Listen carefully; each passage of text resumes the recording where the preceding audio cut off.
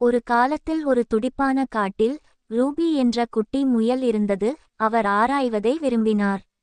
ஒரு சன்னி காலை ரூபி காட்டில் ஒரு தங்க சாவி கிடந்தது. ஆர்வத்துடன் அது என்ன திறக்கலாம் என்று யோசித்தாள்.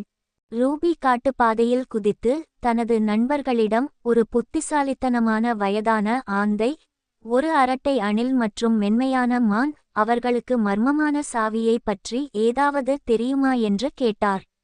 ஒவ்வொரு நண்பரும் உதவிகரமான துப்புகளை வழங்கினர். ரூபியை காட்டின் விளிம்பில் உள்ள பழங்கால கொடியால் மூடப்பட்ட கதவுக்கு அழைத்துச் சென்றனர். ஆழ்ந்த மூச்சுடன் ரூபி சாவியை பூட்டுக்குள் நுழைத்து திருப்பினாள். கதவு திறந்தது. திகைப்பூட்டும் பூக்கள், மின்னும் நீரோடைகள் மற்றும் சுவையான பழங்கள் நிறைந்த ஒரு மறைக்கப்பட்ட தோட்டத்தை வெளிப்படுத்தியது. ரூபியின் கண்கள் ஆச்சரியத்தில் விரிந்தன.